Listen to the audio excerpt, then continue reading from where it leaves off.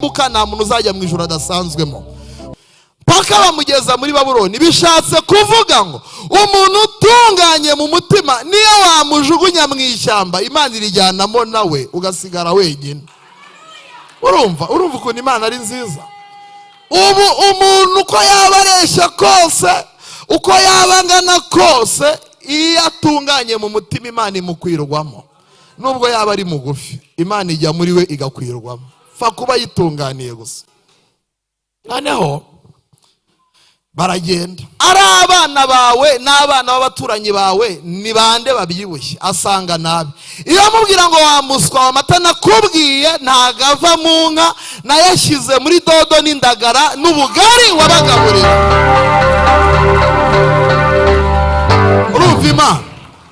Reka gutinyi bizakubaho, Imana izakuri.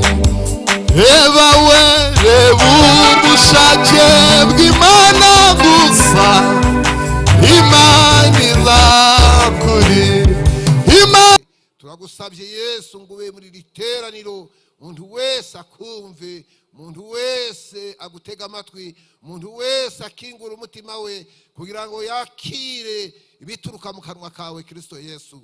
Turagushimira kuri kumwe natwe, utangirana natwe riteraniro ukariduheramo umugisha, kandi turagushima kuko iteka ryose utwibuka. Duha umugisha twese muri uyu mwanya tugiye kumva ijambo ryawe, kandi Mwuka Wera arushe gusobanura neza icyo ijambo ryawe ritubwira no gushyira mu bikorwa icyo ridutegeka. Tubisenze Imana twizeye kubikoze mu izina rya Yesu, amen.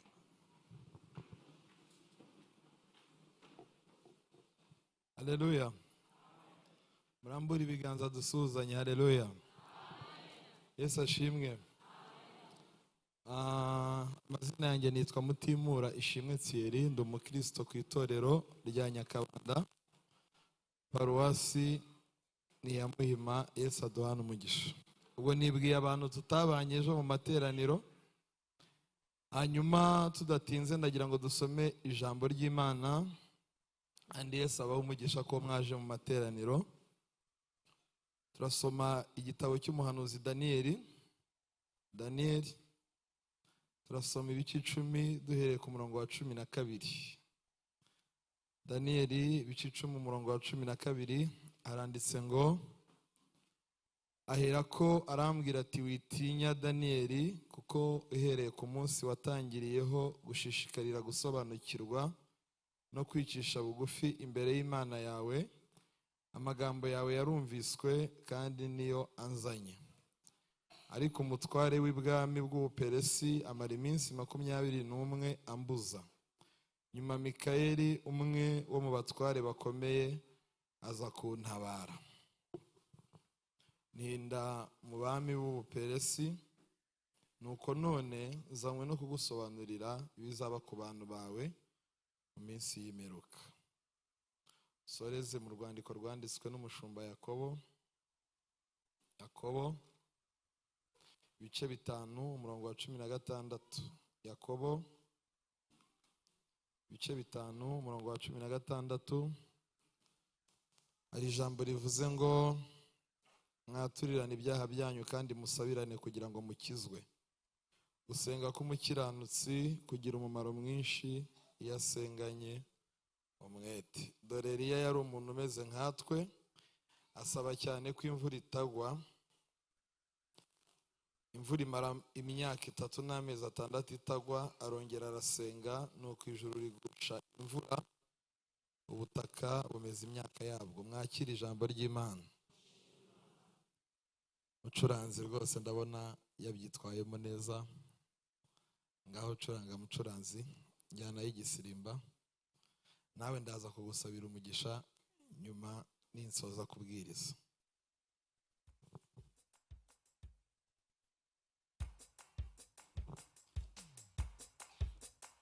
Yesu ni wowe musambonyemo amahoro nifuzaga, najyaga nyashaka sinyabone ngasuhuza umutima iteka.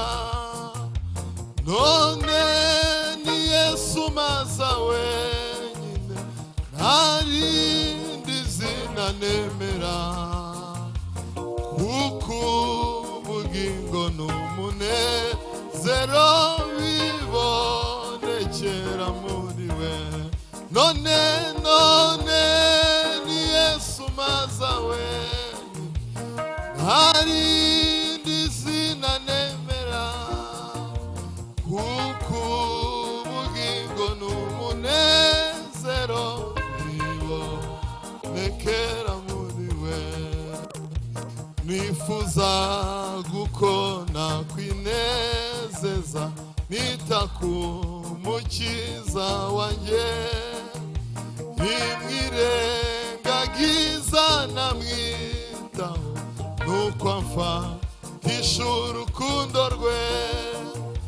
None ni Yesu maza wenyine, nta rindi zina nemera, kuko ubugingo n'umunezero bibonekera muri we.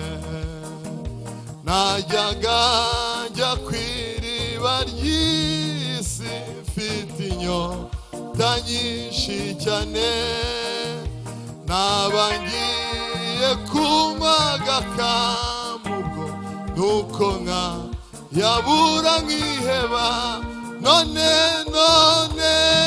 ni Yesu maza wenyine, nta rindi zina nemera, kuko ubugingo n'umunezero bibonekera. Amen. Curanga sebeni noneho.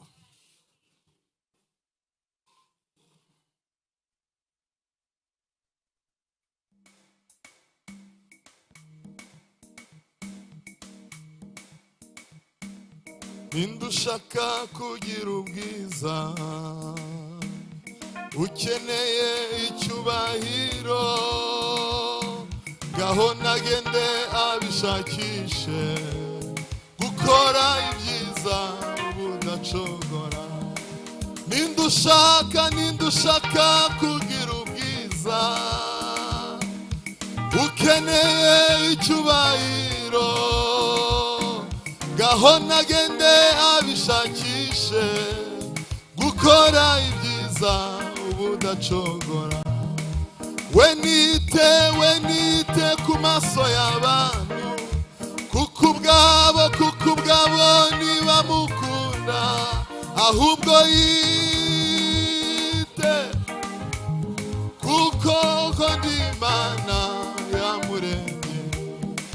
Sibyo nibwira kubagirira, si bibi ahubwo ni kugira ngo mbare mu mutima w'ibizaza ndabakunda.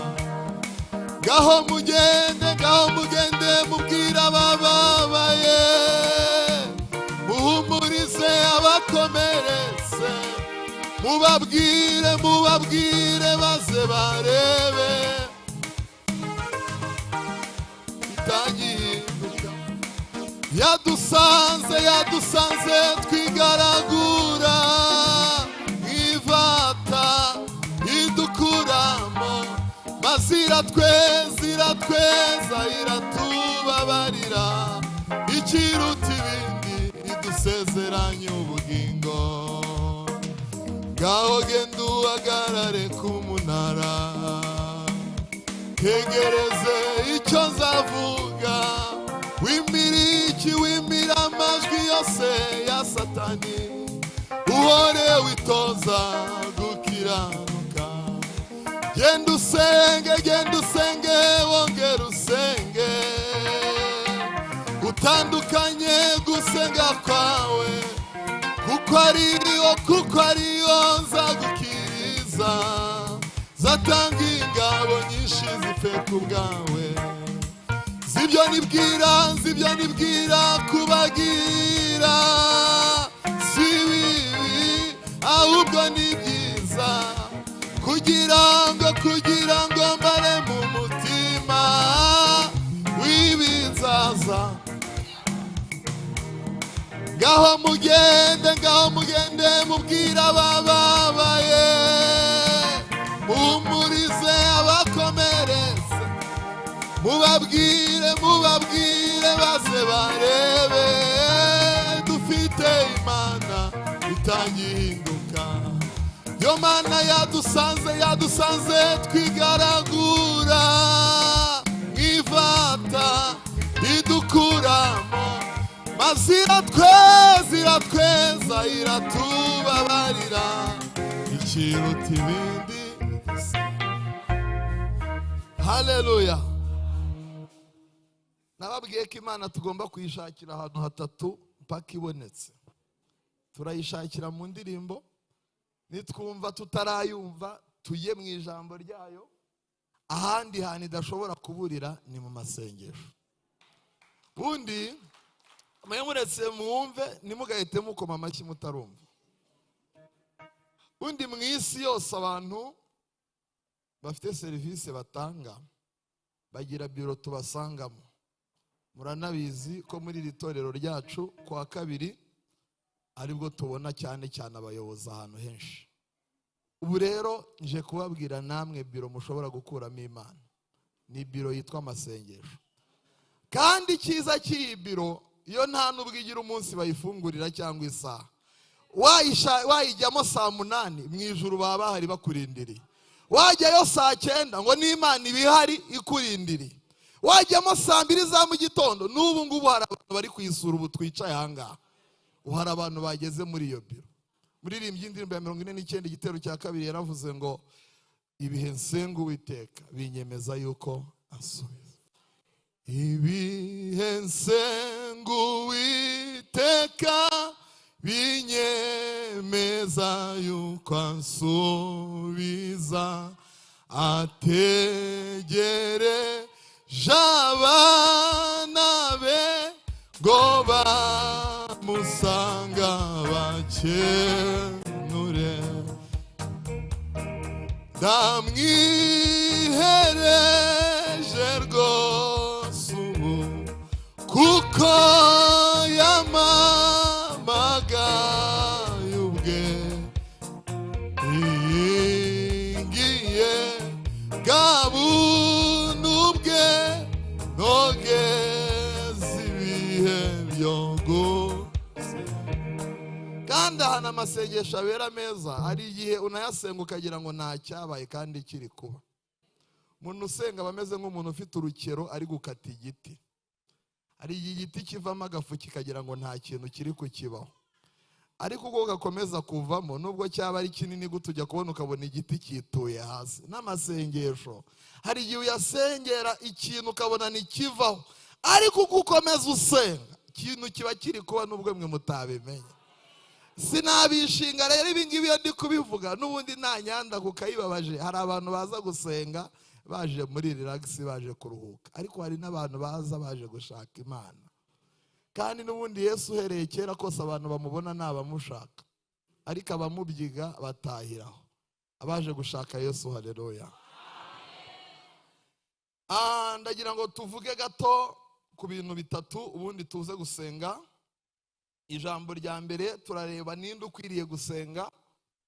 Ijambo rya kabiri turebe ngakwiye gusenga te.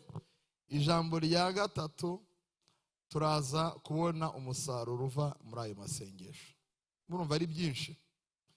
Ijambo rya mbere ninde ukwiriye gusenga. Bibiliya iramuvuze. Ubu ngubu Yakobo avanyeho urujijo ku kintu cyitwa gusenga. Bibiliya iravuze ngo gusenga k'umuki nuko umudive, n'umuyehova, n'umuvugabutumwa, n'umuhanuzi. Umuki bishatse kuvuga ngo umuntu wese uri inyuma y'uwo murongo witwa gukiranuka, gusenga nashaka byihorere atazasengera ubusa. Haleluya. Ubwo gusenga byihorere niba uri inyuma y'uwo murongo witwa kugira gute?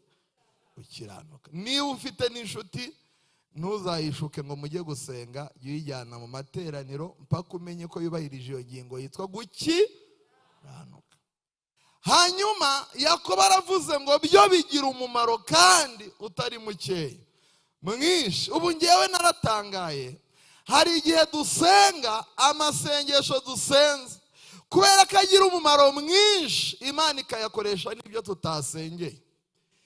Nari ndi gusengana n'abagabo babiri mu minsi yashize, turasenga turafashwa, noneho abantu b'abagabo bararira baranimyira.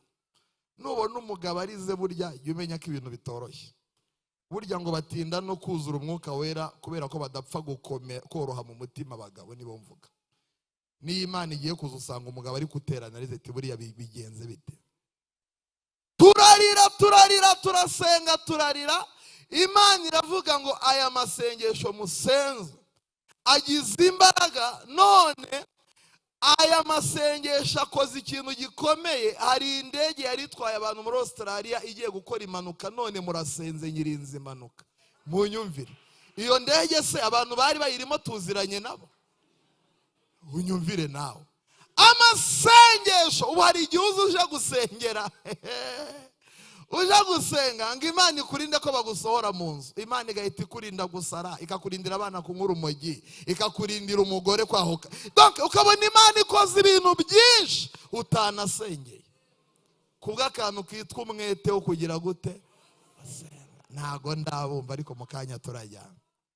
Umwete wo gusenga, reka tubabwire imbaraga z'amasengesho. Amasengesho ni bombi ikomeye cyane, iratigisa igatigisa. Haleluya! Mpaka mbumvise. Reka tubabwire imbaraga z'amasengesho.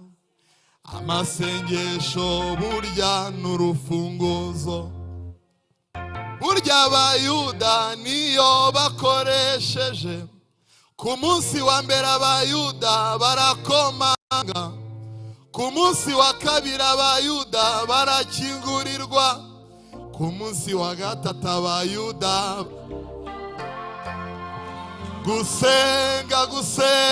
gusenga amasengesho. Hari umuntu uri muri iri teraniro wasenze agiye kumwara akaba n'ikimwaro kirirutse. Ubundi mujye mwirinda ikintu bita ikigare, n'Imana ntigikunda. Ubundi hari igihe umuntu asenga byari birangiye. Ubundi nabonye amasengesho aberamo ibintu bitaba ahandi.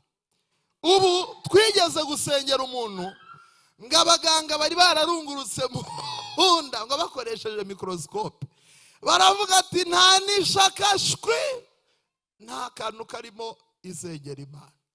Ariko icyo nkundira Imana, ubu abantu bafite kode yo kubagabanya, ndavuga urubyaro, ariko Imana niyo yonyine ifite password yo kubashyira mu nda. Dusenze Imana iravuga ngo nubwo bavuze ko nta kirimo, jyewe ndi kukibonamo. Umva amasengesho. Barakwishinga se ngo uranga gufashwa gusenga. Yewe reka ngaruke. Amasengesho rero y'umukiranutsi ngafite umumaro utari muke, ahubwo mwinshi. Ariko yatabaye umunebwe yasenganye iki? Hari abantu batekereza ko gusenga umuntu akwiye gusenga yaruhutse, yasoje n'imirimo n'ibintu byose byarangiye, cyangwa umuntu akaba yasenga ari uko yumva yaruhutse. Amasengesho ugomba gusenga n'igihe wumva bitakuri mu gasenga. Kandi ikintu nkundira Imana, haleluya, niyo umuntu afite umunaniro ariko abanye neza n'Imana, kubera ko no mu bintu Imana ikunda nukumva amasengesho y'umukiranutsi. Imana ijya imutwaza umunaniro akabanza akumva nta munaniro afite, kandi afite ibintu byinshi bimunaniza. Imana ikawumubikira umunaniro akabanza agasenga kuzura umwuka wera. Yageraho umunaniro ukenereye Imana ikawumusubiza, ugasinzirira aho ugeze. Arabyumvise buriya. Hanyuma ndagira ngo turebe amakuru y'uyu mugabo witwa Daniyeli. ndaza kugaruka ku ngingo ya nyuma y'uriya mugabo witwa Eliya wasenze cyane, ubundi dusenge. Daniyeli twasomye tutarajya ahantu yari arimo arasengera kugira ngo Imana imutumeho marayika witwa Gaburiyeli. Reka tubanze turebe amateka ye gato.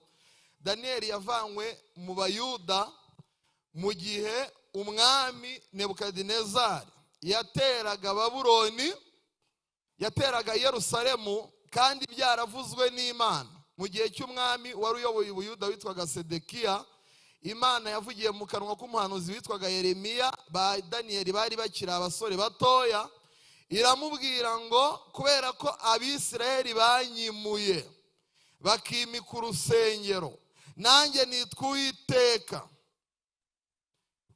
ngiye kubavanaho ikintu bahozaho amaso. Je kukubwira ko ikintu cyose kibanza mu mutima wawe Imana ikibona nk'ikigirwamana. Burya icyo cyaba ari cyo cyose, uzi ko Imana hari umugabo yigeze kubwira ati akagirwamana ubitsi wawe ngiye kukagukura mu maso. Wababwira ko kagirwamana kari ko mwatinya Imana.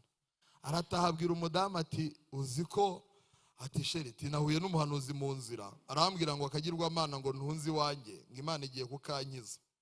Umudamu barakumvise, aho yari afite umwana w'umukobwa uvutse vuba w'imfura, yaramukundaga ku buryo nta n'uwapfaga kumuterura. Umudamu ati saka ngaka. Umugabo ati niba igiye kugatwara birarangiye, uhite sinyikarebye ni wowe ndeba. Uba ikintu cyose uhanga amaso kuruta Yesu kikubereye nk'ikigirwamana. Nuguma kugihanga amaso Imana izakigukuraho. Imana ikintu kimwe cyatumye ibwira Yeremiya iryo jambo, yaramubwiye ngo impamvu ya mbere ngiye gusenyesha Yerusalemu, Abayuda baranyimuye bimika runo rusengero rwubatswe na Salomo, kurureba gusa bumva bihagije, kandi simba mu nzu zubatswe n'abantu, umutima wejejwe niwo ngendamo. Imuhereza inama rero, iramubwira ngo icyabikuraho cyonyine nuko wagira inama Sedekiya ubwo Nebukadinezari azaba ageze hano Yerusalemu, akazaganduka agaca bugufi akemera kuyoborwa. Nibitaba ibyo nitwa Uwiteka, nzasenya Yerusalemu. Maze babibwira Sedekiya. Sedekiya aravuga ati reka njye kubaza ibikomangoma bidahari. Ubundi Imana niba ikubwiye ibintu ni wowe bibibwiye, ntibikubwiye wowe mutazanye. Hari igihe Imana ibwira umuntu ikintu akavuga ati reka njye kugisha inama sheri numva icyo abivugaho. Imana niba ikubwiye ijambo ni wowe ibiribwiye. Akibaza ibikomangoma biramushuka, biramubwira ati kirazira ayo magambo ntuyishinge yo kukuyobya ya Yeremiya. Nyumvira nawe, wowe muhakanire uvuge ko utazabyemera. Akibihakana Yeremiya arahanura nanone, aramubwira ngo Uwiteka avuze ko kuko wabisuzuguye Nebukadinezari azakunogora amaso, abana bawe akabajyana kuba inkone z'umwami i Babuloni.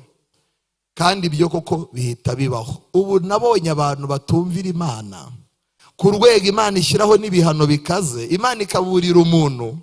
Hari umumama twasenganye yagiye kubyara umwana wa kabiri w'umukobwa, bari sehashika, umukecuru ushaje ariko ashaje mu mubiri, mu mwuka agifite imbaraga. Areba umugabo we bagiye kwa muganga, aravuga ati dore ikigabo cy'igipagani kigiye kuzarimbuka, dore kije kubyara umwana wa kabiri w'umukobwa, nikimara kubyara abana 4 b'abakobwa kizata urugo kijya gushaka umuhungu hanze. Kandi nta nanga y'umuhungu uba mu nda wacyo. Nikigera hanze kizabyara umukobwa bwa mbere, kibyara umukobwa bwa kabiri, Imana ikicira inyuma y'urusengero. Bari bafite abana 2. Uwo mugabo yarahanuraga. Jye niga gusenga, niwe wanyigishije gusenga bwa mbere tujya ibyumba ku mazi. Uwo mugabo ahita afatwa n'uburakari kugira ngo yumve inama y'Imana, agiye gusimbukira agakecuru kagashikuza abantu bati genda gake muri kwa muganga. Agakecuru kati uti bizakibaho iki kigabo. ikigabo kugira ngo gisenge kiragenda kibyara umwana wa gatatu w'umukobwa, uwa kane w'umukobwa, kita kivumbura ariko uyu mugore ubyara abakobwa gusa hagira ngo arabyibyarana, ndagutaye igiye gushaka umuhungu. Amakuru mfite icyakora Imana ntirakica icyo kigabo, ariko ngo kimaze kubyara umwana wa kabiri w'umukobwa nacyo hanze. Ubwo urumva bitageze, kandi ubu ntigishobora no kubyibuka ngo kigaruke. Ubu hari abantu batumva Bibiliya banga umupfapfa niyo wamushyira mu isekuru ugasekura nta noga. Wari umuntu utumva, umuntu ntiyumve burundu, kandi Imana ni umubyeyi, ntishobora kuguhana itakugiriye inama. Irakubwira nubwo wabipinga, ikongera ikakubwira ntiwumve, ariko igakomeza wite uri umubyeyi. Uko se w'abana bagirira ibambe, ni kw'Imana yacirigirira abantu bayubaka uko izi neza ubukene. Ariko mwaririmbe Yesu ko ari umutunzi w'imbabazi. Izubugi ngo bwacu ko butarama buhwanye n'ubwatsi bushiraho, ibutina singa z'ambabazi izo zoni nziza. Ubu harimo umuntu Imana yazanye muri iri teraniro kugira ngo aze kwihana imurinde gupfira mu byaha. Murumva ukuntu Imana ari nziza, iramuburira biramunanira. Uyu mugabo nawe yishinga inama z'abanyamubiri, yanga inama yagiriwe n'Umwuka Wera. Nebukadinezari araza, reka nihute, abamunogoyemo amaso aranamwica, afata abahungu be mu bintu yanyaze rero kugira ngo nihute ngere aho nashakaga. Atwara abahungu 4, atwara Daniyeli, atwara Saduraka, Meshake na Abedenego. Nahoze mbitekereza nsanga nta kintu kibaho, muvuga ngo nta kintu na kimwe cyari kuzatuma Uwiteka uyu dusenga amanywa nijoro agera muri Babuloni. Ariko arareba asanga uruhimbi rwe si uruduhagazeho, ahubwo uruhimbi rwe barujyanye muri Babuloni, kuko yari imitima y'abari abahungu. Ahubwo ati ubu ndasigara muri Yerusalemu ngumanemo nande? Ati ndigendera muri bano bahungu. Abagendamo paka bamugeza muri Babuloni. Bishatse kuvuga ngo umuntu utunganye mu mutima niyo wamujugunya mu ishyamba, Imana irijyanamo nawe ugasigara wenyine. Urumva ukuntu Imana ari nziza. Ubu umuntu uko yaba areshya kose, uko yaba angana kose, iyo atunganye mu mutima Imana imukwirwamo. Nubwo yaba ari mugufi, Imana ijya muri we igakwirwamo. Fa kuba yitunganiye gusa. Noneho baragenda, bagezeyo bakora akantu namwe ngiye kubabaza niba mwagashobora, mujye mwihangana, nkunda kubaza cyane kuko sima nshaka abantu basoma ibintu nk'imigani gusa, mujye munabihuza n'ubuzima mubayemo. Bagera muri Babuloni ari impunzi. Nababwiye ko ejo mu bintu bikunzwe cyane ari ibiryo. Bagezeyo barangije ngo bari abahungu beza bakiri kubyiruka, kandi bageze mu myaka yo gukunda kurya cyane. Noneho maze babategekera ngo ibyo kurya umwami yaryaga, ubwo mu mvugo mwumva vuba harimo inyama, harimo ifiriti, ibintu nk'ibyo ngibyo abantu bakunda, usibye ko abantu benshi bazi ubwenge bari kugenda babireka kugira ngo batazabirya iminsi mike.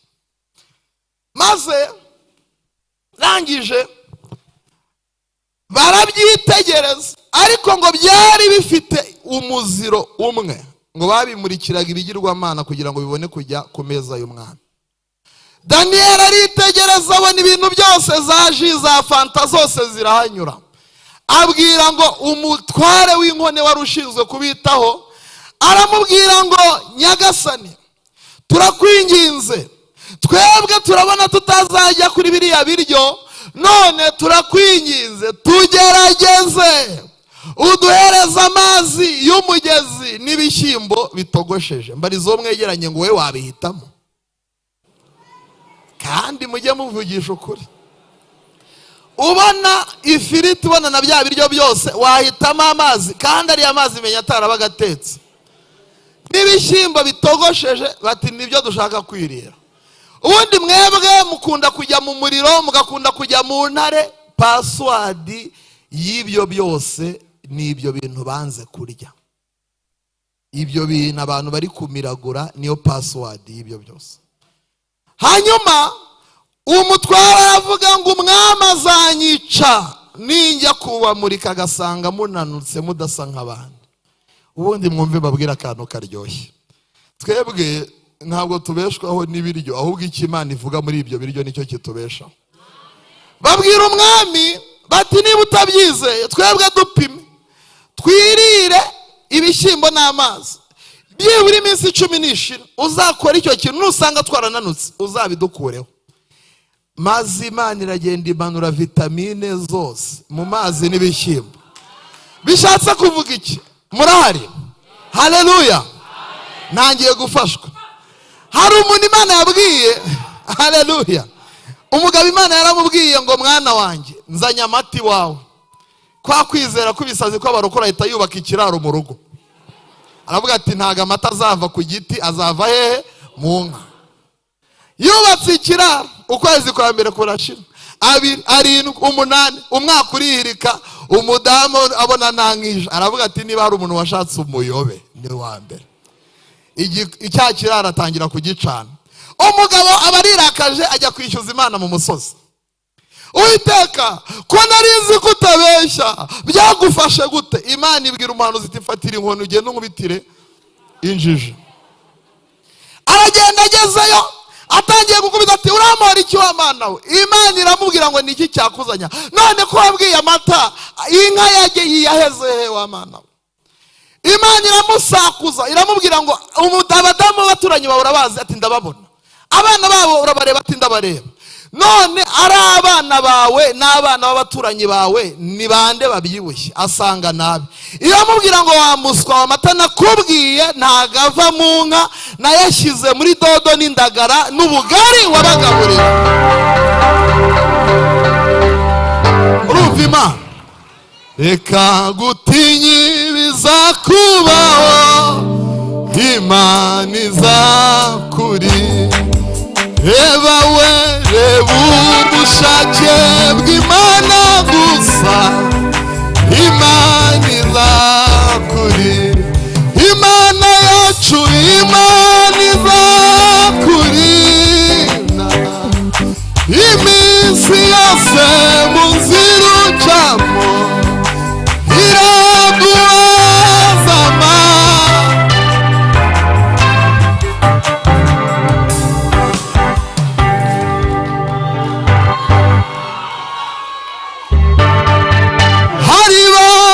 Kubakijijwe, hari banga kuri bo, nubwo ubona bagenda,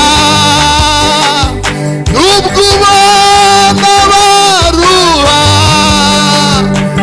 ariko bazaruhuka bageze.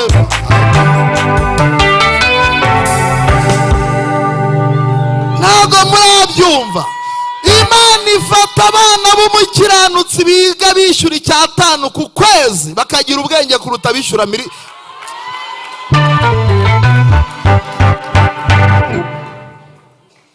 Mwebwe ibyo bintu muba muri kubyumva?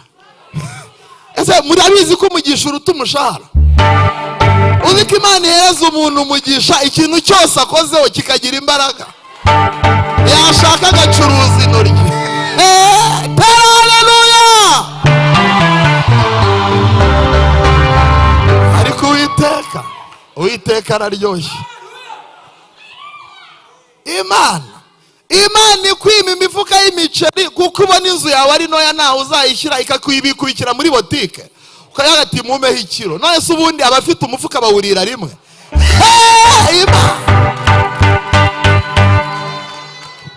oya ayo mariro wirirwa gutaka baguhaye umufuka w'umuceri warara umaze.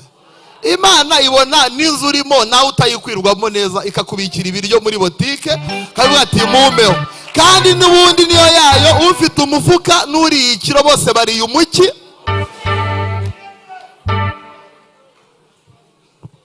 Abantu birirwe batuka Imana ngo ntacyo Uwiteka warakoze ngewe ndagushima.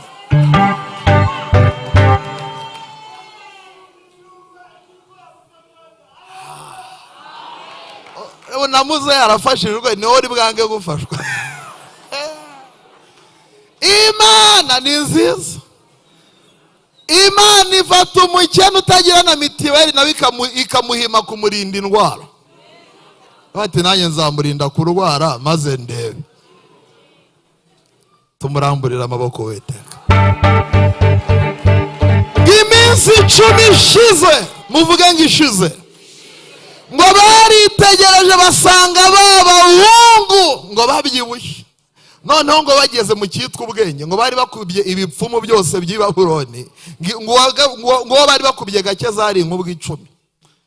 Maze rero aho sindahagera, Imana igiye kwirukana shitani iramwohereza, igiye kurwanya shitani imutiza akabaraga kagira ngo agezweho, naho ishaka kumuritura. Kandi igiye gukiza ikibazo iragiteza Imana. N'ubundi abera bose bari mu byanditswe byera mwabamenye kubera intambara Imana yabateje. Ubu ni mwari kuzigera mupfa mumenye umugabo witwa Moridekayi hatabaho umugome witwa nde? None ibibazo Imana ibizane cyangwa ibireke? Ntago muranyumva. Iyo Goliyati atabaho Dawidi muwamumuze. Imana ibizane cyangwa? Ibyo bintu byitwa ibibazo. Hari igihe biba bimeze nka poromosiyo yo kugira ngo Imana ibona aho izakunyuza nawe abantu bakobana.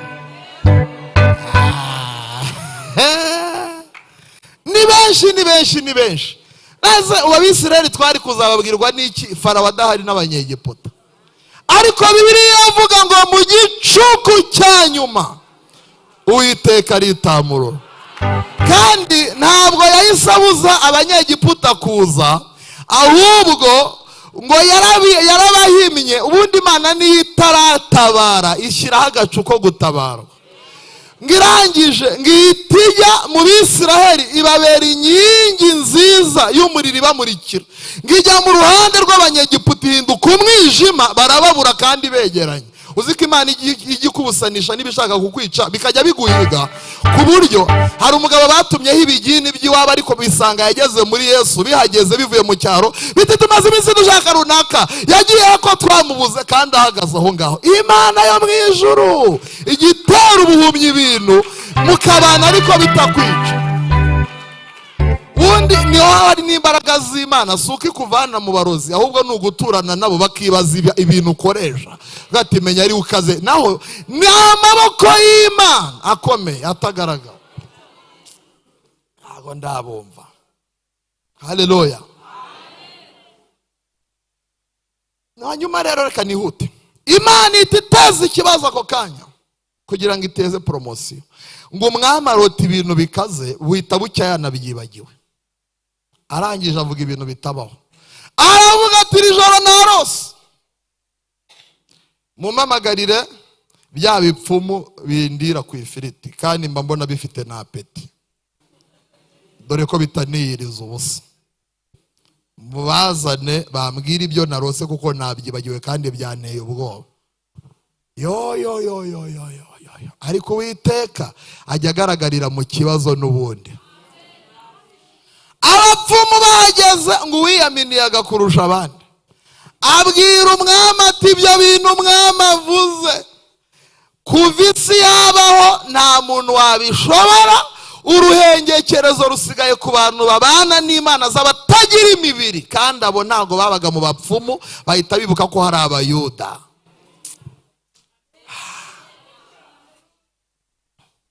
Abayuda bahita bavuga bati ntituri bupfe twenyine mubazana, ukagira ngo bajyanye mu kabari no muri betting. Ubundi igihe kigiye kuza ubwo umukiranutsi ari ugiye kukenerwa. Niko bigiye kugenda. Ubu Kigali igiye gusigaramo umukire n'umukiranutsi bonyine, abandi mwese mwe mwitegura gutaha. ni umukiranutsi n'umukire gusa. We niba udakize shaka uko wakiranuka, ubundi urasubira mu cyaro. Ndabona mudashaka kubyemera, murajyayo. Kandi nimujyayo ubu imyaka mumaze i Kigali abo mwasize mu cyaro ubu barakize, muzagira isoni muburaho mujya. Ubwo muragomba mugira gute? Password ni uguki? Mubivuze gake nugu? Baravuga bati nahandi. Maze umwami aravuga ati munzanire nabo bahungu bagomba gupfa. Ba Daniel baravuga bati attention, twe ntago dupfana n'abapfumu kandi twarabanye na Yesu neza. Haleluya! Bati mwitonde ibyo bintu byo gupfa twebwe ntagize. Ubuso umukiranutsi yapfana n'umuntu ujya mu kabari nibikunda. Nibikunda Imana ntiyakora ayo makosa. Umwami aravuga bati ni mwebwe mwabimenya. Baravuga bati bari abahungu barakabya ngo babimenya. Ati ni mubamamagarire. Ubundi dore ikosa ryabaye nuko abantu benshi imbaraga zabashiranye, kandi nimwumva umuntu avuga amateka ye n'Imana kera mujye mumenya ko nta kindi cyabaye ahubwo imbaraga zamushizemo, kuko Yesu ntajya bamuzehe. Ngwara abatumishi batatu bigeze gupfa inyonjo yakiriye mu rubonobono mu gihe cy'ububyutse. Umwe ati ni yanjye, undi ati ninjye wayikijije, undi ati ni yanjye urambeshera. Umusaza abonye ayo mateka atari burangira aravuga ati kinyonjo zitakize umugenya bwo guza gukiza nk'ebyiri zihari araba ari we wakije na yayindi. Abo bantu bose bahise bagenda. Ubundi ni Yesu wenyine ufite imbaraga zitagira igipimo zidashira. Iyo mwumva umuntu avuga ati bukera twarasenze, kandi Satani n'umugome we yakwishe agusigira mikoro yo kubivuga, kajya wumva umuntu avuga ati ubu mugende gake twarasenze mugabanye umuvuduko n'akarindi, ubu twakoreye Imana mwito, none ko mutakiyikorera mwabaye iki? Yesu Kristo ko yari kera n'uyu munsi. Ba Daniel baravuga bati twebwe rero bakora kandi Imana ikunda, muvuge bati kavuge. Daniel abwira umwami, aramubwira ngo mva nyagasani Nebukadinezari, yewe Daniel sinshobora kumenya ibyo umwami yarose, ariko mu ijuru hari Imana yumva bayishyizemo iravuga ati nanjye ndibwigaragaza. Ubundi iyo umuntu avuze Imana neza, Imana ihita imukura mu kibazo ikakinjiramo. Avuga ati twe ntabyo, ariko mu ijuru harimo. Atahubwo twebwe bakora akantu kari kubananira muri iyi minsi, dutiza umwanya kuko nikunda akajagari kabajya mu bapfumu baza no gusenga, nikundi ako kavuyo. Muduha akanya dukora strategy y'indirimbo ya 50 tujya ahantu hatari abaki, twihererane tuyibaza inzira. Curanga igisirimba ndumva mfashijwe. Muze mwenyine twihererane munsangano atari abantu, dore imiruwi yabarembeje n'urusaku rurabaru. Dore rero dore imiruwi yabarembeje n'urusaku rurabaru. Mureke ibyifuzwa n'abiza, mushake ibyahishwa abanyabwe. Ngewe na data tubana namwe, imuri mwenyine turiku. Ngewe na data tubana namwe, imuri mwenyine abahungu bati bantu hatari abantu mwitonde, ntago yavugira ahantu hose. Mureke tujyeyo. Ngo bagiyeyo barayihenda ndayikunda, nubwo yabanza guceceka. Iyo duhendahenze tugakoresha umwete ijya yitaba. Ngita isanga Daniel mwereka ibyabaye byose. Bukeye rero aragenda abwira umwami. Umwami aravuga ati mbega Daniel wabasha kumenya ibyo narose? Aravuga ati Imana yo mu ijuru dusenga, Imana y'Abayuda yansanze nijoro inyereka inzozi z'umwami. Yambwiye ngo nagiye kubona mbona warose igiti kinini cyane kitagira ingano kandi cyari gifite amashami manini. Ibyari byose byo mu isi niho byari biri, inyoni zose n'ibisiga byarikaga muri ibyo byari. Ngarika icyo giti mbona hatanzwe itegeko ngo bagice, bagikureho, bagisigire igishyitsi cyacyo, ubundi bagihambiriza iminyururu, gitondweho n'ikime ibihe 7. Umugabo ahita ahonga mu maso, abaza Daniyeli ngo bisobanura iki. Daniyeli aramubwira ngo mwami, ubusobanuro bw'izo nzozi burakaba ku banzi b'Imana no mwami. Aravuga ngo icyo giti ni wowe, Imana yaguhaye icyubahiro, uba mugari cyane, ariko nubwo wabimenye ntabwo wigeze uca bugufi mu mutima. Kanya turaza kubanza duce bugufi tubone gusenga.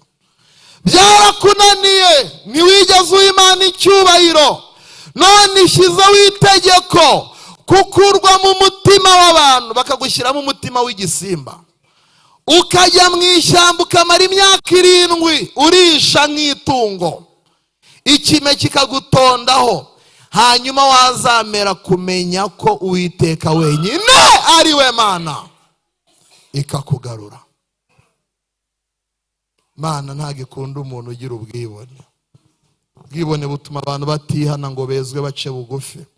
Ubwibone bwagiye burema ibintu byinshi mu isi. Ubwibone bwaremye inyigisho ziyobya kubera abantu banze kwikorera umusaraba n'isoni zawo. Ubwibone butumye Imana iva mu bintu abantu bakabisigaramo bonyine. Ubwibone butumye Imana iva mu bavuga butumwa bakaguma bonyine. Ubwibone butumye Imana iva mu baririmbyi bagasigara bonyine. Umuntu aratinyuka agatera ikorasi akabaza uko byari bimeze ubwo yantonaga. Ubwo ni ubwibone. Kandi nta mpano n'imwe mwakangisha Satani, nta n'imwe atajyamo. Nimwamukanga ngo muraririmba, niwe shefu w'indirimbo, kandi nk'uko umuntu utagira n'isano na nyirawo n'impano nigira ikipfana n'ubugingo, impano zo kuririmba aracyazigira. Bamumanuye mu ijoro aririmba 12 icyarimwe atantonye, uyu munsi 8 ntawe uzahari yadusigiye 4. Tenoro base soprano naruto andi ntituyazi. Niwamukanga ngo urabitonde kubwiriza n'abantu bafite ubwibone. Hari uwaje wacu aravuga ati jewe rero muze kuma nyuma kuko iyo nsoje nawe ubona ibyo arenzaho. Ndavuga ati nanjye ndakomenya, ukagira ngo Bibiliya yose arayigendana. Ubwo ni ubwibone. Ntago warusha shitani kubwiriza yakuyobya, kuko ntago umurusha gusoma. Yajyaga abwira Yesu ati soma uko hagize ute. None umuntu wabwirije Yesu we yagutinya. Ibindi mutamukangamo n'ugusenga. Abantu nyambona bayavamo, kabona umuntu cyane cyane bagira agasembore ko kwirebesha nabi nk'aya bavuyemo ati mufumba mugende gake tugize ute tuyarimo. Hari n'ingendo babagenda ukagira ngo bafite antibare mu maboko, kabona umuntu nta kikoza amaboko ati mufumba tuyarimo. Kandi turabona mu fini natwe tugize ute. Ntago Satani wamukanga ngo urasenga, ntiwamukanga. N'ikimenyimenyi Yesu ubwe asanzwe akaza atarasenga. None avuye muri 40 atarya atananywa. Umushyitsi wa mbere wamusuye na Apotre Yohana. Nimbonye wagiyeyo. Ninde wamusuye? N'ubu ndabwiriza sindabona irembo Satani yanyuzemo atera Yesu avuye muri 40. Nararibuze. Ikintu cyamunaniye ni kimwe, muvuga ngo kimwe. Ni nayo mpamvu Yesu ataje ari umuvugabutumwa, ari umuhanuzi, ari umuririmbyi. Yesu ni nacyo yaziyemo, ni ikintu cyitwa guca he. Yaraje biriya bintu shitani ntiyabibasha. Umva ko ashobora ibintu byitwa guca bugufi, byo byaramunaniye. Ubu n'ubu ndarize kuririmba uzi gutera amakorasi, ukumva ufite ubwibone. Ntago uyishura Yesu ahubwo uyishura Satani. Angarukiraho baramujugunya. Mukanya tugiye guca bugufi kugira ngo Imana ize, nabonye ari cyo bidusaba. Bukeye reka nsoreze kurako. Imana ibona hazamutse Daniyeli wenyine, ishaka no kuzamura abana bayo bandi. Iteza ikibazo, inyura mu bagome. Baravuga bati Nyagasani, ubwo Nebukadinezari yari atarashira ubwibone. Reba uruntu rw'urubayari rw'urudagori urushyira mu kibaya cya Dura rube rurerure cyane. Umuntu wese uzagira ikindi asaba indi mana atari urwo runtu bazamunage mu muriro. Nebukadinezari ati se hari umuntu baho utaruramya ari nge waruremye? bati ntawubaho. Urumva ubwibone ariko aravuga ati mu rureme ati nta muntu watinyuka. Kandi bari ubundi hari igihe umuntu akizwa n'abamurwanya bakamenya ko akijijwe, kavuga ati ubundi nahandi tuzagushoborera kereka ku Mana. Kandi iyo utegeye umuntu ku Mana intambara ibirangiye utaranayirwana. Baravuga ati mu kireme barakirema, maze hajya itangazo batumiza igiterane baremeye mu rwo runtu. Ubundi yaza ku bundi munyantege nke wicaye muri iri teraniro yari gukoresha ya strategy y'abarokore bananiwe muri iyi minsi, ivuga ati nubura ubwenge Imana izagira ute. Ubundi urajya kwiteza kiriya giterane wakigumiye mu rugo ukareba filime cyangwa ugasengerayo. Abahungu batatu basanga nta kindi giterane bazabona cyo kuvugiramo Yesu kingana gutyo. Baravuga bati hariya niho twe tugiye. Ntago ndabumva.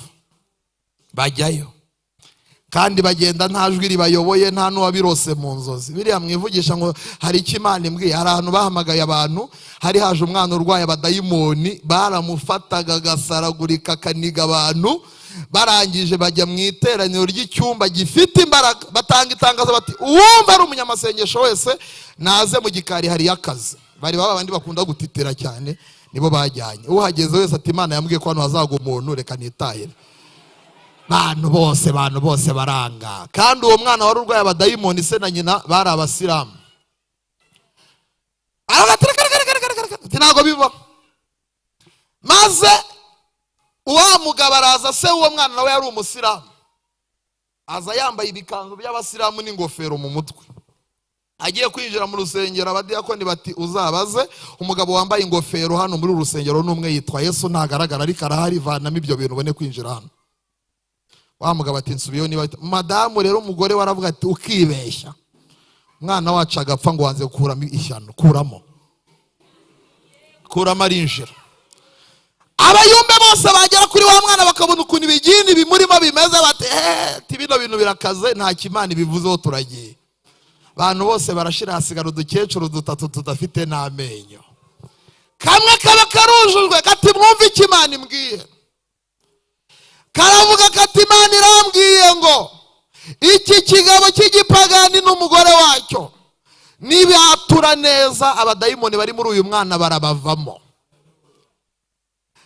Babonye batinze kagakecuru karatigita ngo kakubitaga urutoki mu mutwe wa musiramu akagira ngo ni inyundo. Katatura uzi impamvu uyu mwana ari gusara, wamutanzemo igitambo kati zopayi ibintu birakara. Ati Imana ibabarire naramutanze. Umugore agiye gushwitura umugabo ati wanangiye umwana. Agakecuru kati nawe genda gake ucinyuma umugabo atura. Uko baturaga batura ibidayimoni biva mu mwana, bagiye kwatura icyanyuma abadayimoni bashize.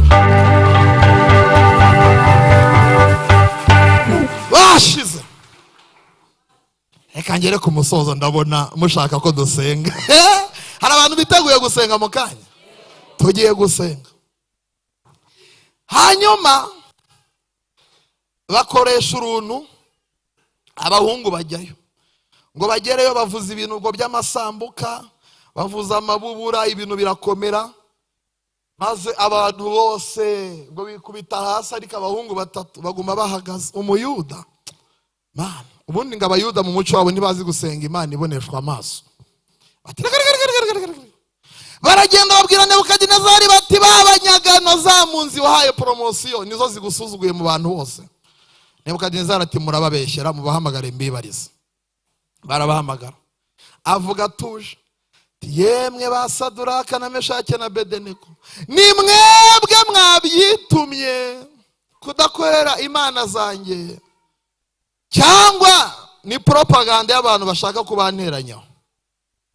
Tarika hari bari kubagambanira kubera ishyari. None rero nimwumva amasambuka, amabubura, imyirongi, ibyuma bisakuza n'ibitoya bivuze, mukubarara mugaca bugufi ni byiza, ariko nimutabikora, umva aho yakoreye ikosa. Sinzi ubusiyo Mana ibaho, sinzi Imana ziri bubakiza anasishyira mu bwinshi, kandi Uwiteka ntajya ajya mu bwinshi. Sinzi iri bubanyiza. Abari abahungu bari bararakaye ngo bahise bamwambura agaciro bamuhaga ko kumwitanya Gasani, bahamagara nk'ari nk'ari mukuru wabo mu izina. Umwe ati umva yewe Nebukadinezari we mu izina, Imana y'Abayuda dukorera ibasha kudukiza. Mwitonze ntabwo ndagera haryoshye, mureke kwihuta. Yesu we, namwe muri kunsiga. Turabizi mu bintu ishoboye harimo kudukiza amaboko yawe, ariko kuko ibera hose icyarimwe, n'aha turi irahari, tubivuze yumva naho itadukiza. Ngo ako kanya mu ijuru hahise habera inama, kuko ubundi bari bafite gahunda yo gucungura umuntu. Baravuga bati abantu ntibagiye kudutanga kudupfira, nitwe tuzabapfira. Kubw'iyo mpamvu nimutume marayika, ahubwo nyirizina kiyongozi shefu w'umuriro nimumwohereza yo Imana icyo nyikundira, iyo abantu bamunaze mu muriro umuntu ubanye nawo, inajyana nawe muri uwo muriro. Shefu w'umuriro bawugezemo. Abahungu ngo barabateruye, bashaka abantu bateruye ibyuma, ngo bagiye kubajugunya kubera ukuntu uwo muriro wari kubagaho, ngo urabafata bahita bapfa. Abahungu bawugeramo rero, ngo nibo bwa mbere habeye konseri yo mu muriro. Ibaze konseri yo mu muriro nawe. Iyo konseri mwari mwayumva ko mwagiye muri nyinshi? Barizo mwegeranye ngo ukurikije uko wiyizi wayitaha. Ukurikije ibyo wiyizi wajya muri iyo konseri. Ngo bagezemo bajya kumva bumva uwa mbere ateye ikorasi. Abateye ikorasi curanga nawe. Curanga igizirima we. Bumva mumvura mbere ubwugamo, yambere y'ubuhungiro, nta nubwo imivine mbana, yambere y'ubuhungiro. Umwami Yesu, umwami ni igitare gikomeye, gikomeye. Umwami ni igitare gikomeye, yambere. Bati ni amajwi twumvise cyangwa turimo turavangirwa? Bari babumvisha n'uzakubitaho ati reka gutinyiriza kubaho, Imana izakuri. Reba rero, reba ubushake bw'Imana gusa, Imana izakuri. Imana yacu, Imana irakuri. Haleluya, iminsi yose muziruca.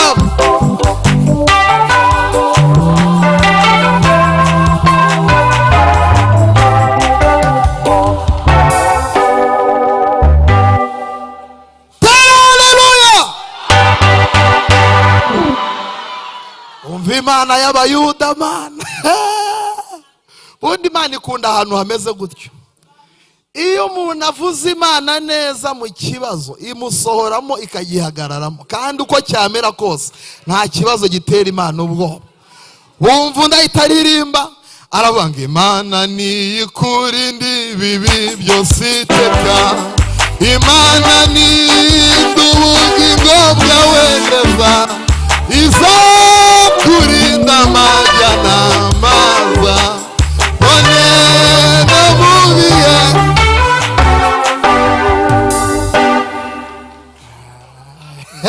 Umva ko abantu badakunda gufashwa. Umurorere nge nafashijwe.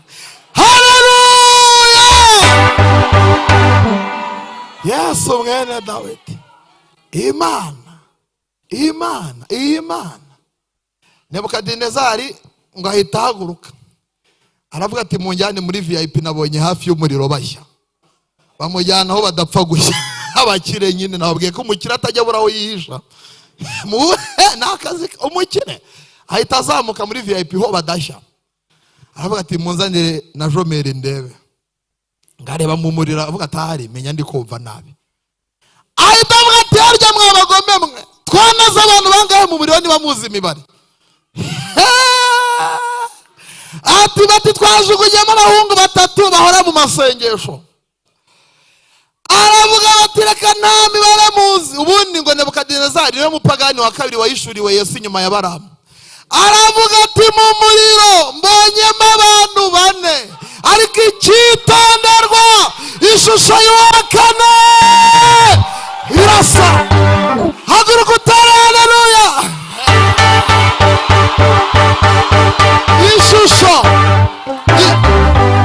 Ishusho y'uwa kangahe? Ariko ngo niyo wa kangahe yema? Ubundi kane kijya kiba ikimenyetso gikomeye ku Mana. 4 muribuka ko Yesu yazuye Lazaro ku munsi wa kangahe? Ngo yarahageze ngahita araramareba mu ijuru asuhuza umutima, ararira abantu bati murebe ukuntu yamukundaga ntari kurizwa n'uburyo batizera. Arabahindukira ati mukureho iryo shyano ry'ibuye. Ubundi bisobanuye iki? Nta kintu Yesu ashaka gukorera utashyizemo uruhare. Biravuze ngo n'uruhare rwacu natwe ubu twarushyizemo, twaje mu materaniro. Kuko imbaraga zizura nizo ziremereye kuruta izivanaho ibuye. Arangije ngo barikuyeho aravuga cyane ngo Lazaro sohoka. Abantu baravuze ngo nuko Imana itibeshya, ngo Yesu iyo yibeshya akavuga ati sohoka, umuntu wese wapfuye ari kugira gute? Kuko umwami ararema. Aravuga ati mbonye ishusho y'uwa 4 ari y'umwana w'Imana. Ahita bahamagara, mwumva imitwe. Yemwe ba Saduraka, Meshake na Bedenego, ashyira akantu karyoshye nk'ubuki, ngo abagaragu b'Imana isumba bingahe? Nawe kandi byose nawe arimo. Aravuga ati mbese mwabaye amahoro? Bati ntutubona umuntu yabyina igisirimba mu muriro atarama. Wari igihe abantu bagiye batujugunya ahantu ho gupfira, bakibaza impamvu tuhanezerewe, bakibaza impamvu tuwuzura umuka, naho Imana yabanyeyo natwe. Uzi ko urwanya umuntu akakurusha ibihe bye, ukarwanya umuntu akakurusha amavuta. Mana, tugiye gusenga tukiri muri Bibiliya. Ukarwanya umuntu ukamuhagurukira akajya kurusha ibihe, kandi uri umugome. Ibyo gihe nagiye mbibona, nagiye mbona abantu bangambanira Imana ikabambwira, nkabona ndi gufashwa kubarusha. Ariko uyu muntu kahora mu mavuta y'isi imitwe, ariko si imitwe, uri muri twe ruta udutuyemo ni intare. Haleluya. Avuga akantu, muracyahari? Aravuga ngo none rero nimuvemo, ngo abahungu basohoka ari 3, mwumva inkuru iryoshye. Muracyahari nyivuge?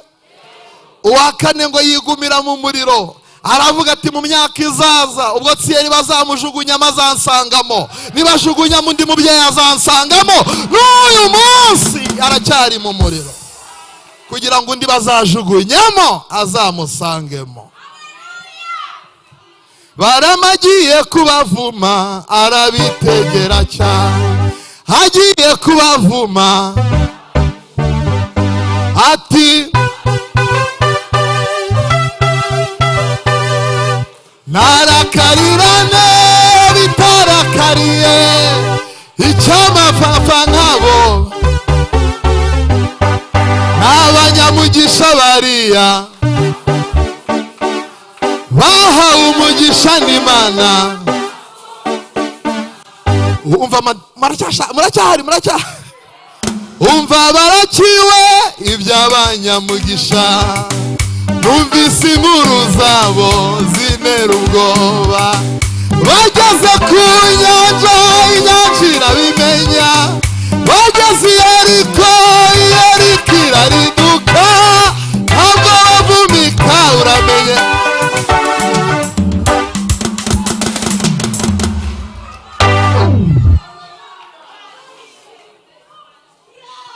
Hari ubwoko butavumika bwitwa ubw'abanyamugisha, bufite Imana nyamana igendera mu ntabwo bavumika.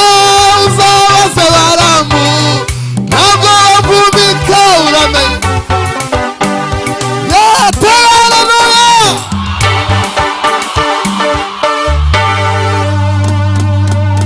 Wahaguruke.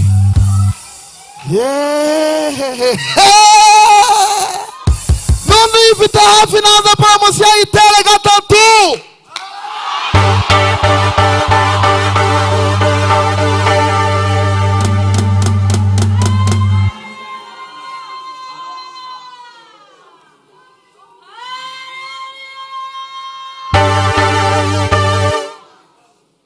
ariko mana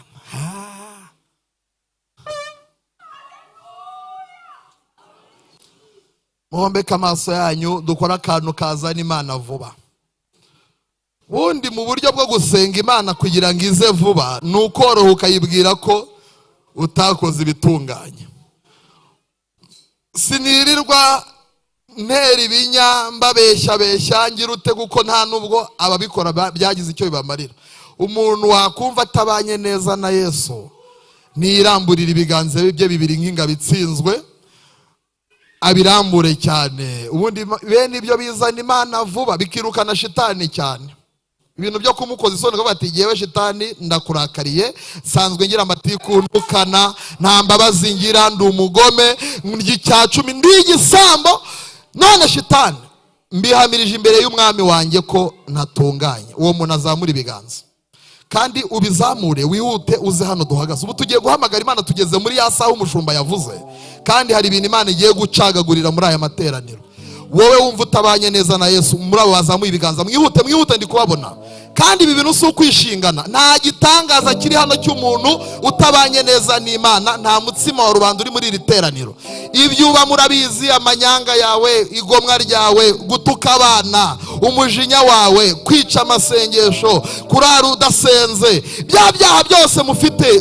Dore abangaba bari gutanguranwa umugisha mwe muri aho ngaho. Umuntu ushaka kwezwa turi mu mwanya wo kubanza gutereta Imana twihannye tukayibwira ngo ngwino natwe uducyahire ibintu karibu mwami. Hari ibintu Imana ishaka guca ariko abantu babanje kwihana. Ubundi kujya mu ijuru n'ugusiganwa no kwezwa no gucakira umugisha w'Imana no gusiganwa.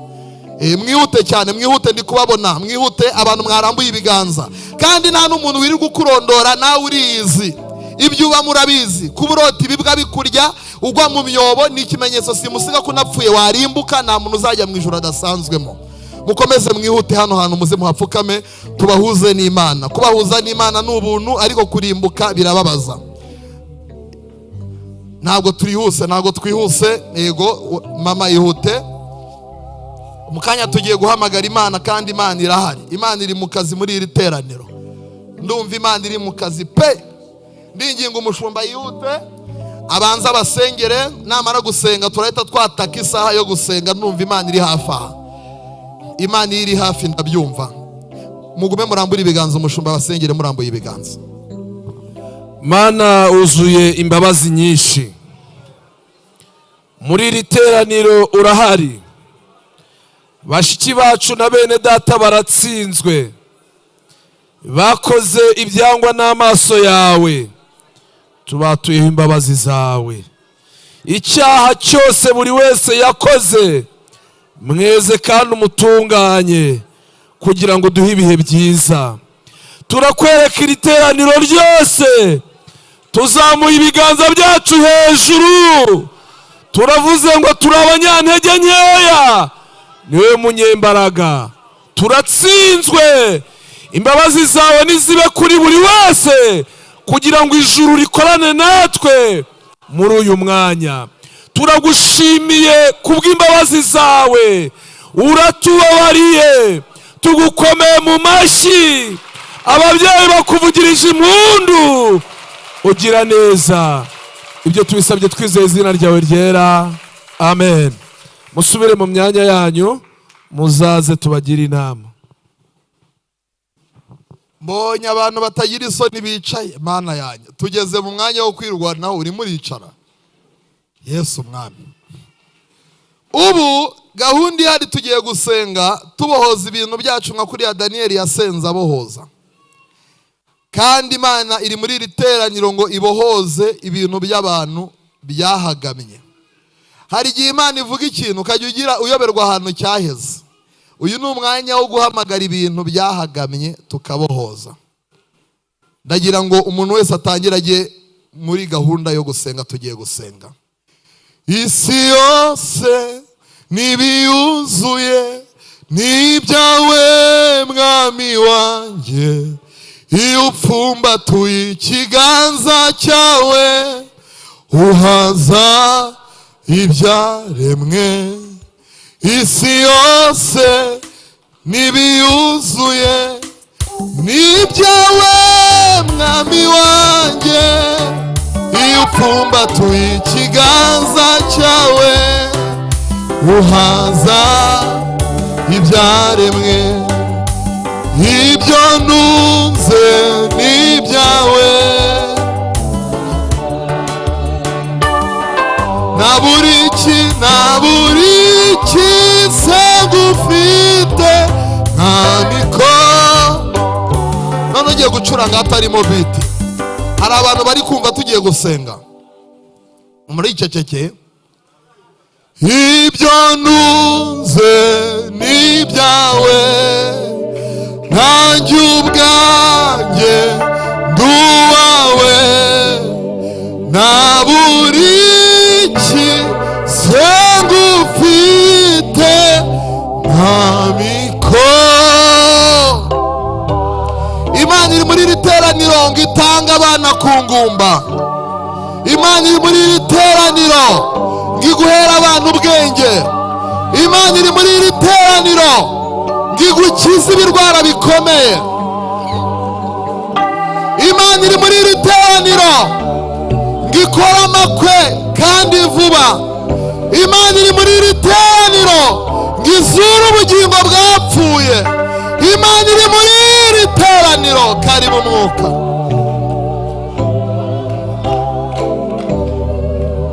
uko imisozi yose igota Yerusalemu, niko Uwiteka agota abantu ube. uko Siyoni ari ururembo rw'umwami ukomeye, niko tumeze mu mahanga. turi hagati y'ibigusha n'ibigeragezo, tumeze nk'akarungumuma. tugenda mu nyanja tumeze nk'ubwato bunini budashobora kuzaroha. twashyizweho ikimenyetso, Uwiteka azaba. ndumva Imana muri iri teraniro. n'amarembo y'ikuzimu ayo nayo urakoze mwana. hano umuntu uri kumva Imana agatera haleluya gatatu. hari ibiziriko Imana atangiye gucagagura ku bantu.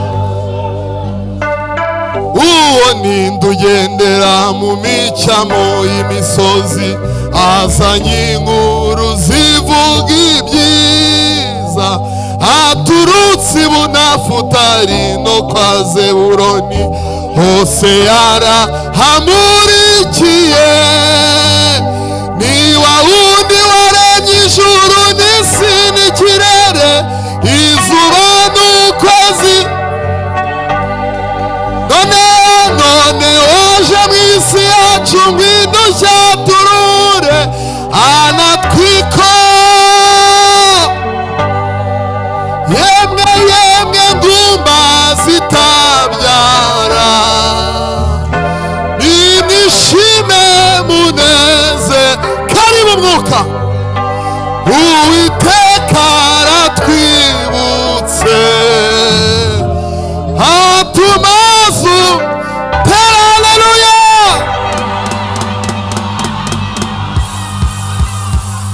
hari umuntu watangiye kumva Imana. ubundi strategie zirwanya Satani zigera muri 7. iya mbere yitwa kumwibutsa amateka yawe n'Imana. hari abantu bibuka ko bagiye kwiseta bagatahana abana bazima. hari abantu bibuka ko Imana yabarinze ibisazi. hari abantu bibuka ko Imana yabarinze impfu. hari abantu Imana yakoreye amakwe. hari abantu Imana yatumye biga bimutera haleluya.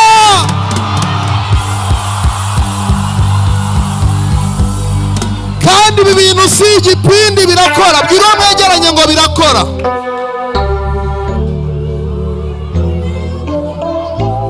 ugomba kuva hano ukabwira abantu ko abantu bateranye Imana yo mu ijuru ikora. imbaraga zawe Uwiteka Mana ya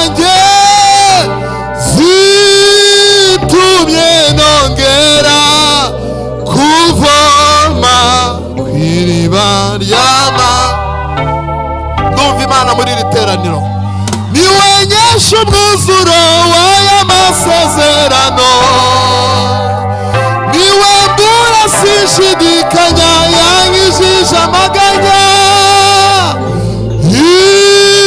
imbaraga zawe Uwiteka Mana yanjye zitumye nongera kuva. Ndagira ngo umuntu wese atera intambwe ebyiri mu kwizera, abwira ibyamuteye ngo ndimo ndagucika. Ukuntera intambwe ni ikimenyetso cyo kubohorwa n'ijuru.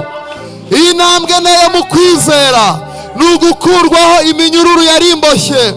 Iyi ntambwe nayo mu kwizera ni ukwiyambura ibyamfashe. Imana iri muri iri teraniro. Hari umuntu uri kumva Imana? Tugiye guhamagara Imana kandi Imana irahari. Imana iri mu kazi. Imana iri mu kazi muri iri teraniro. Imana iri mu kazi. Imana iri mu kazi muri iri teraniro. Ndi kumva Imana muri iri teraniro.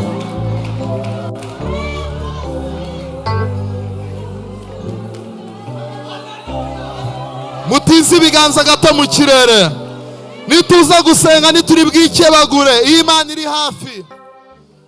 Bakundwa bene data nimuhumure, umwami twizeye n'umunyamaboko, niwe tangirira kaba n'iherezo, mu byaremwe na kitaremwe nawe turi biko.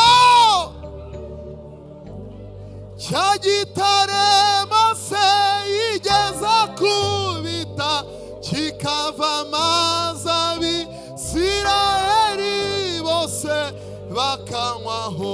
Burya ya nkingi y'igicu yabajyaga imbere, nijoro ikabajya imbere ari umuriro, ni Kristo. Burya natwe duhanganye na Satani, mu izina rya Yesu tura. Komeza urambure ibiganza dusenge. Mana, mu izina rya Yesu, uyu mumama, uyu mupapa, uyu musore, uyu mukobwa bari imbere yawe, ibi biganza bazamuye ibyifuzo byabo, bazamuye ingorane, bazamuye akaga, natwe turabasengeye. Imana ica imigozi yari ibaboshye, Imana ica imigozi, Imana irwanya Satani, Satani ahunge, Imana irwanya Satani. Haleluya! Imana irwanya ingeso mbi muri iri teraniro, Imana irwanya ibyaha, Imana irwanya ubupfumu, Imana ica imigozi iboshye abarokore, Imana ivaneho umwuka w'ubugumba, Imana izingura abantu bazinzwe, Imana yirukana inyatsi. Haleluya!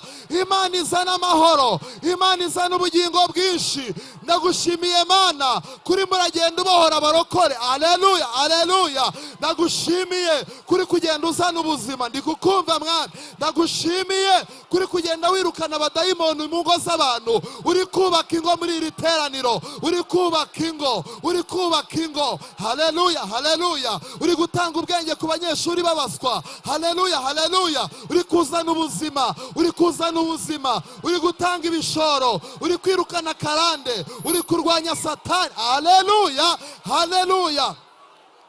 Ndagira ngo mutinze ibiganza mu kirere. Tugiye guhanura. Tinze ibiganza mu kirere.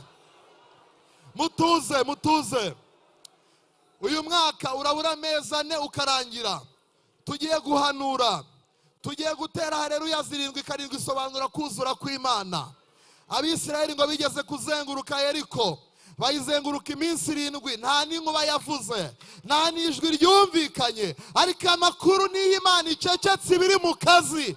Imana tugiye kuyishimira. Tugiye gutera haleluya 7. Murajya mutera imwe, ubundi muceceke, twizere tuvuge ikintu Imana ikoze, ubundi mwese muvuge ngo bibe bityo. Kandi umuntu utizeye we yitahire. Ibi bintu bigiye gukorwa n'abantu bizeye. Hari abantu bizeye muri iri teraniro. Hari abantu bari muri iri teraniro bizeye. Ibi bintu si iby'umunyamubiri, ni iby'umuntu wizera.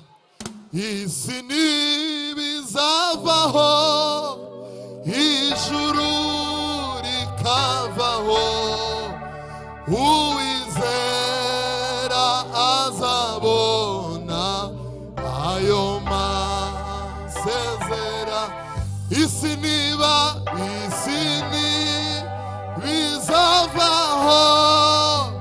ijuru rikavaho, uwizera azabona. Ubu Satani yamaze gufata rwa zeru rw'amatwi. Ejo nababwiye ko shitani arangwa n'ingeso yo gukerererwa, kandi Yesu akamutanga akazinduka. Murambura ibiganza dutere ziri haleluya. Kabiri gatatu.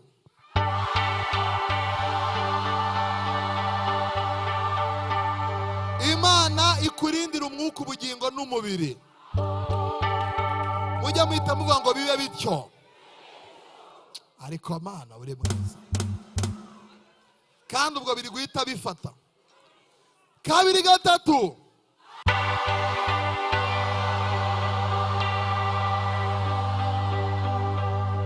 Imana irwanya ibikurwanya, ihiga ibiguhiga muri iri teraniro.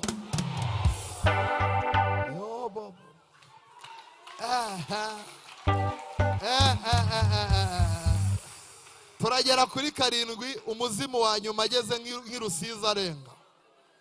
Kabiri gatatu.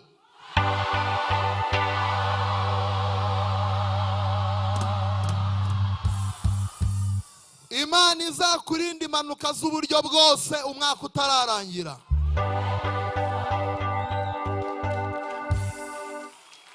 Ubundi ibi bintu Imana iri gukora, niyo bagutuma Dubai bakagutegera indege ntabyo wazana. Ibi bintu Imana iri kubikora kuko ariyo yonyine ikora ibintu bitakorwa n'abantu. Tumaze gutera zinge ngo numve ko muhari. Murakurikiye Mana. Kabiri gatatu.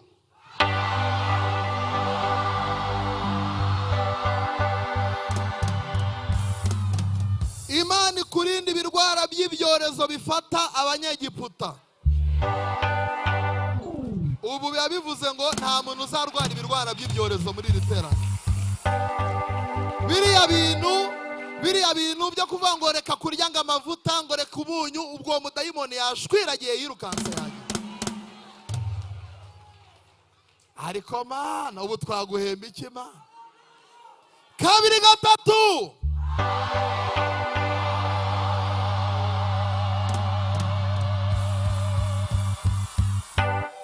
Ingumba yose iri muri iri teraniro, Imana iha urubyaro umuntu wese wazinzwe ngo adakora ubukwe. Imana imuzingura akora ubukwe. Umuntu wese umaze igihe yarashobewe, Imana yirukana ikimwaro kuri we.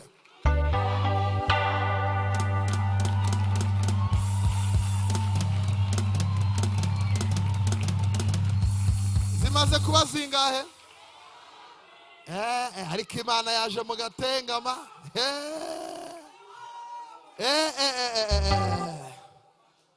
Kabiri gatatu.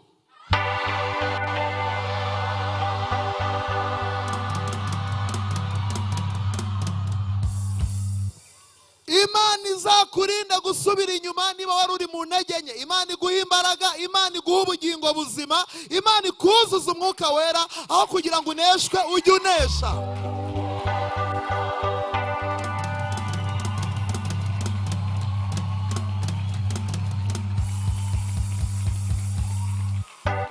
Nese ko numva ibintu byo ubushitani asigaranye ikimwoka, agomba gucyura umunyu. Iya nyuma yo rero irihariye.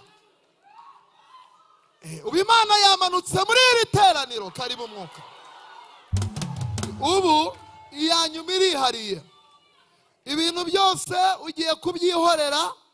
Abantu benshi bamaze iminsi bavuga Imana yacu nabi. umuntu Imana ikamuha amafaranga akayihemba kuzana umugore wa kabiri, umuntu Imana ikamuha amafaranga agahita aba umusinzi, twe tugiye kuyitera tubwira Imana ngo uracyari ya Mana ivuga bikaba yategeka bigakomera, uracyari Imana yera, uracyari Imana ifite abantu bagukunda. Hano mu Gatenga mu ijoro ryo gutabaza ryo kuwa mbere uracyafite abantu bagukunda, kandi ibyo bintu urabivuga ubivanye mu mutima, ubwira Imana ngo nkoranye nawe indahiro ko ntazava aho uri, kubera ko nabonye uri Imana ishoboye. Namenye kuri se w'imigisha, Imana imuri ariko Mana ubundi rero ubu natangiye guhishurirwa, ndabona ubutaha umushumba azatubwira tukarara. Namenye kuri se w'imigisha, Imana imuri ibihe, erega sinokurekura, sinokurekura, erega. Umucuranzi yabishyizemo neza, ndamugurira ya fanta nini bita Ritiko nanjye severama.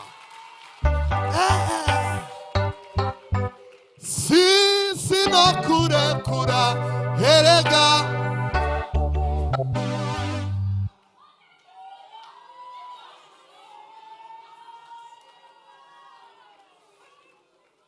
Zambaraga zose zandwanyaga, baziri bati Igorogota, ndetse n'ibisi, ubu nabubasha. Ariko Mana umva, nagira ngo irero tuza kuyitera twitonze bitavuye mu kavuyo, tubwire Imana amakuru yayo. Iyo utamba hafi murengezi, banaramanutse gikuzimu, wemeye kuzuhakurwa, kunesha nukwawe. Yo numva Imana iryoshye, imigambi yawe si nk'iy'abantu, imbaraga zawe si nziza, kuko ibidashoboke.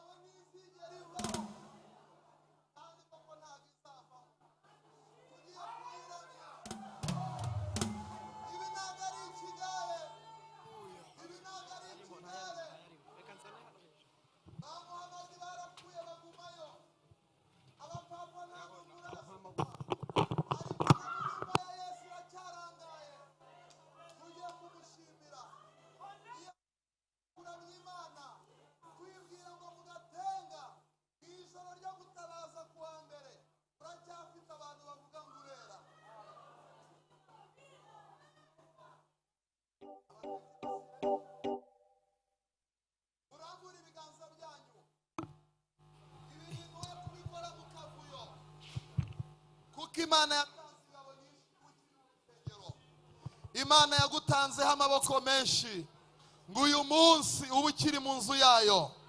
Imana yakurindiye umwuka, ubugingo n'umubiri. Imana yakuvanye mu bitambo by'abapfumu. Imana yarakwimanye. Yo ariko Mana iki kintu muzi ko iyi haleluya tuza kuyitera hakaba ibintu bikomeye, mwitonde. Yaratwimanye uwo Yesu ishuri ibihumbi, karibu umwuka wera, kandi sibanga barabizi, n'ejo bundi yaratura. Ayiwe rimwe kabiri gatatu yaratwimanye uwo Yesu ishuri ibihumbi n'ibihumbi kandi sibanga hoya barabizi n'ejo bundi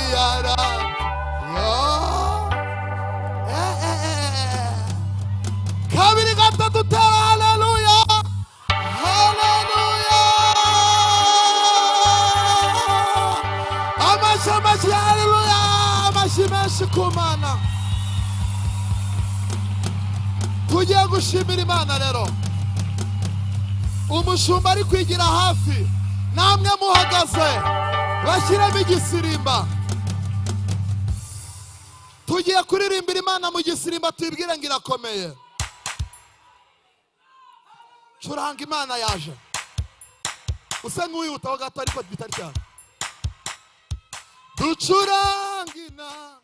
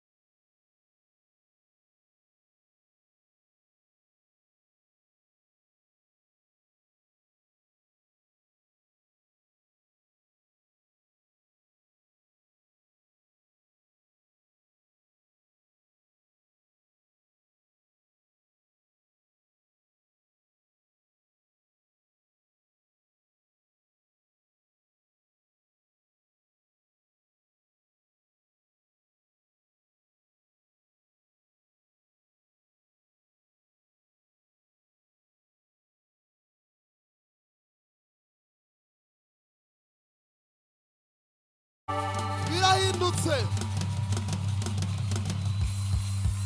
Nimwumve ubu na cya gisirimba ntibari bwirwa bagicuranga. Tugiye kubwira Yesu ngo arakora twicarire umushumba atubwira amatangazo. N'umukozi umuhanga Yesu arakora ibyo ushaka bimewe nawe Yesu arakora Yesu arakora nukuri arakora nutarasubizwa nukuku mutima Yesu arakora. Ducuranga inanga tuvuze imyironge tuvuze ishako tuvuze ingoma tuvuze nebero tuvuze n'ipendo Yesu arakomeye. Mu mwijima mwinshi Yesu arakomeye no mwishuheri Yesu arakomeye ku manywa n'ijoro